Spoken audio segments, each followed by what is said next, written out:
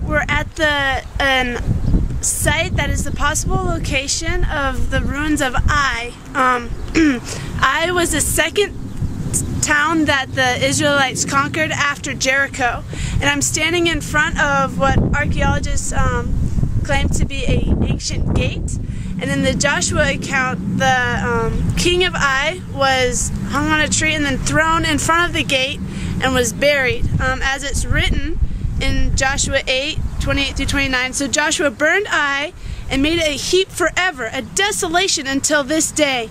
He hanged the king of Ai on a tree until evening, and at sunset Joshua gave command, and they took his body down from the tree and threw it at the entrance of the city gate and raised over it a great heap of stones that stands to this day.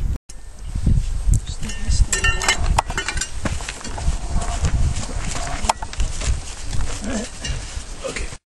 Here inside the gate of Ai, we found this collection of pottery inside a building. You can see a large storage jar here, and then next to it a bowl or perhaps some kind of a jug. Here we have a small, what we call a dipper juglet, and next to that another vessel. It looks again like a bowl or possibly a large jug. Significant to us because it allows us to date our fortress here, and this pottery is typical of the late Bronze I period, 15th century BC, around the time of Joshua. Behind us are the ruins of Shiloh, where the tabernacle of the Lord was first set up during the days of Joshua.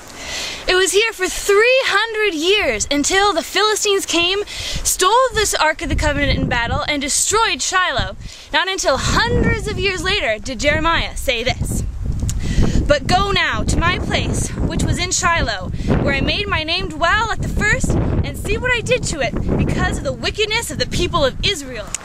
The ruins of Shiloh serve as a reminder not to trust in the external appearances of religion.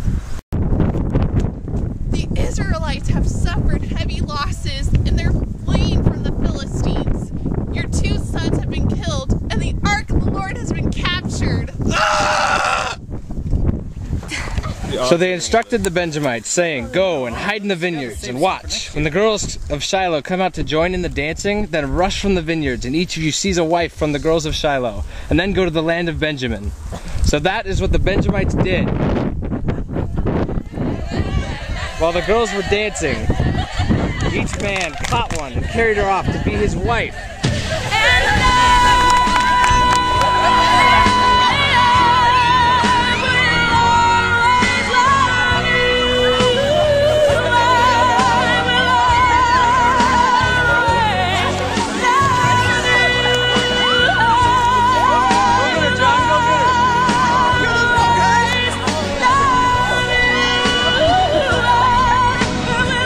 We're standing on Mount Gerizim, and below us is the town of Shechem, and to our north is Mount Ebal. When Abraham first came into the land, God promised at Shechem that his descendants would inherit this land. And hundreds of years later, under the time of Joshua and the Israelites came into Shechem and testified that their God had fulfilled that same promise.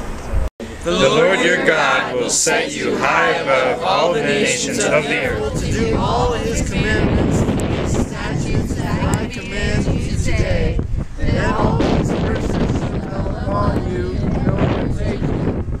Cursed shall you be in the city. Cursed shall you. When Jesus came to Samaria, he met a woman at a well behind me and testified that he was the Messiah.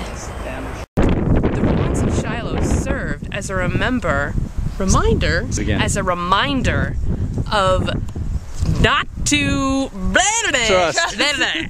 When Abraham first came into the land, it was at Shechem that God promised his inheritance of the land.